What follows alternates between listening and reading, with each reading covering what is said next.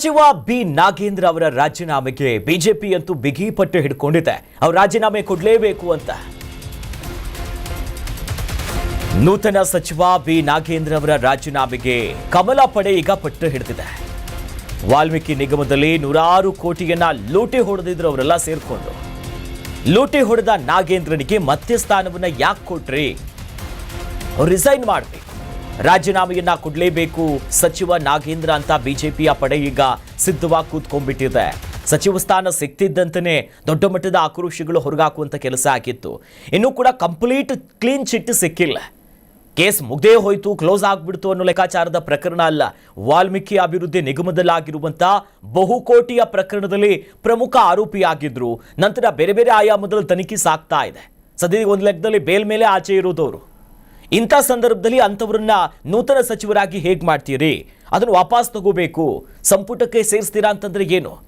ದೆಹಲಿ ನಾಯಕರನ್ನ ಈ ಬ್ಲ್ಯಾಕ್ ಮೇಲ್ ಮಾಡುವಂಥ ಕೆಲಸಗಳಾಗಿದೆಯಾ? ಇಲ್ಲಿ ಹೈಕಮಾಂಡ್ ನಾಯಕರನ್ನೇ ಹೆದರಿಸಿ ಬೆದರಿಸಿ ಸಂಪುಟವನ್ನು ಸೇರಿಕೊಳ್ಳುವಂಥ ಕೆಲಸ ಆಗ್ತಿದೆಯಾ? ಮಾಧ್ಯಮಗಳ ಮುಂದೆ ಹೇಳೋದಾಗಿ ಒಂದಿಷ್ಟು ವಿಚಾರಗಳನ್ನ ಪ್ರಸ್ತಾಪಿಸಿದ್ರು. ಹೀಗಾಗಿ ನಾಗೇಂದ್ರಗೆ ಸಚಿವ ಸ್ಥಾನ ಯಾಕೆ ಕೊಟ್ರಿ ಅಂತ ರಾಜ್ಯದ ಪ್ರಮುಖವಾಗಿ ವಿಜೇಂದ್ರ ಸೇರಿದಂತೆ ಅನೇಕರು ಕೂಡ ಅಸಮಾಧಾನ ಹೊರಗಾಕಿ ಆರ್ ಅಶೋಕ್ ಅವರು ಕೂಡ ಇದ್ರ ಬಗ್ಗೆ ಮಾತನಾಡಿದ್ರು. ಈಗ ಮಕ್ಕಳಿಗೆ ಮೀಸಲಿಟ್ಟಿರ್ತಕ್ಕಂಥ ಹಣವನ್ನ ಲೂಟಿ ಹೊಡೆದಿರ್ತಕ್ಕಂಥ ವ್ಯಕ್ತಿಯನ್ನ ಮತ್ತೆ ಹೊತ್ತು ಕ್ಯಾಬಿನೆಟ್ಗೆ ಹ್ಯಾಕ್ ತೆಗೆದುಕೊಳ್ಳೋದಕ್ಕೆ ಸಾಧ್ಯ? ಮುಖ್ಯಮಂತ್ರಿಗಳಿಗೆ ಏನಂತ ಒತ್ತಡ ಇತ್ತು? ಮುಖ್ಯಮಂತ್ರಿಗಳ ಮೇಲೆ ಆಗಲಿ ACC ಮೇಲೆ ಆಗಲಿ ಅಂತ ಏನು ಒತ್ತಡ ಇತ್ತು? ನಮಗೆ ಇರುವಂತ ಮಾಹಿತಿ ಪ್ರಕಾರ ಅವರು ಏನು ನಾಗೇಂದ್ರ ಅವರು ಕಾಂಗ್ರೆಸ್ ಹೈಕಮಾಂಡ್ನು ಕೂಡ ಬ್ಲ್ಯಾಕ್ ಮೇಲ್ ಮಾಡಿದ್ದಾರೆ, ಹೆದರಿಸಿದ್ದಾರೆ.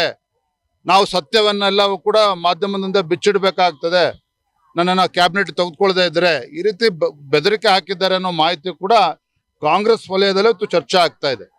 ಹಾಗಾಗಿ ಇದರ ಪರಿಣಾಮನೇ ಇಂಥ ಘೋರ ಅನ್ಯಾಯ ಮಾಡಿರ್ತಕ್ಕಂಥ ಇಂಥ ಮಹಾಭ್ರಷ್ಟಾಚಾರ ಮಾಡಿರುವಂತ ವ್ಯಕ್ತಿಯ ವಿರುದ್ಧ ಕೋರ್ಟ್ ನ್ಯಾಯಯುತ ಚಾರ್ಜ್ ಶೀಟ್ ಸಲ್ಲಿಸಿದ್ರು ಕೂಡ ತನಿಖೆ ಆಗಿ ಅಂತ ವ್ಯಕ್ತಿನ ಇಷ್ಟು ಆತುರವಾಗಿ ಕ್ಲೀನ್ ಚಿಟ್ ಸಿಗಕ್ಕೂ ಮುಂಚೆನೆ ಅವರನ್ನ ಕ್ಯಾಬಿನೆಟ್ ತೆಗೆದುಕೊಂಡಿದ್ದಾರೆ ಅಂತ ಹೇಳಿದ್ರೆ ಇವತ್ತು ಆ ಸಮುದಾಯಕ್ಕೆ ಮಾಡಿರ್ತಕ್ಕಂಥ ಅಪಚಾರ ಕಾಂಗ್ರೆಸ್ ಸರ್ಕಾರದವರು.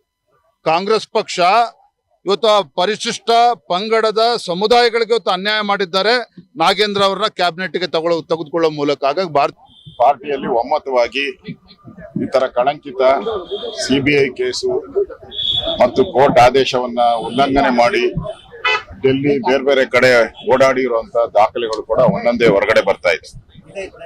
ಸೊ ಕೋರ್ಟ್ ಆದೇಶನು ಉಲ್ಲಂಘನೆ ಮಾಡಿ ಮತ್ತೆ 187 ಕೋಟಿ ಜನ ಬಡವರ ದುಡ್ಡನ್ನ, STಗಳ ದುಡ್ಡನ್ನ, ದಲಿತರ ದುಡ್ಡನ್ನ ತಿಂದಿರುವಂತವ್ರು, ದಲಿತರ ಅಮೌಂಟ್ ತಿಂದಿರುವಂತವ್ರು ಯಾವುದೇ ಕಾರಣಕ್ಕೂ ಕ್ಯಾಬಿನೆಟ್ ಅಲ್ಲಿ ಇರೋಕೆ ಯೋಗ್ಯತೆ ಇರಲ್ಲ. ಆದ್ರಿಂದ ಮೋಸ್ಟ್ಲಿ ಸಿದ್ದರಾಮಯ್ಯನವರು, DK ಶಿವಕುಮಾರ್ ಅವರು ನಾಗೇಂದ್ರ ಬೆದರಿಕೆ ಹಾಕಿದ್ದಾರೆ ಅಂತ ಅವ್ರನ್ನ ಸೇರಿಸ್ಕೊಂಡಿದ್ದಾರೆ. ಯಾಕೆಂದ್ರೆ ಪೂರ್ತಿ ಹಣ ಕಾಂಗ್ರೆಸ್ನ ಚುನಾವಣೆಗೆ ಹೋಗಿದೆ. ಈಗಾಗಲೇ ಕರ್ನಾಟಕ ನ್ಯೂಸ್ ಬೀಟ್ ಫಾಲೋ ಮಾಡಿ, ಸಬ್ಸ್ಕ್ರೈಬ್ ಮಾಡಿ.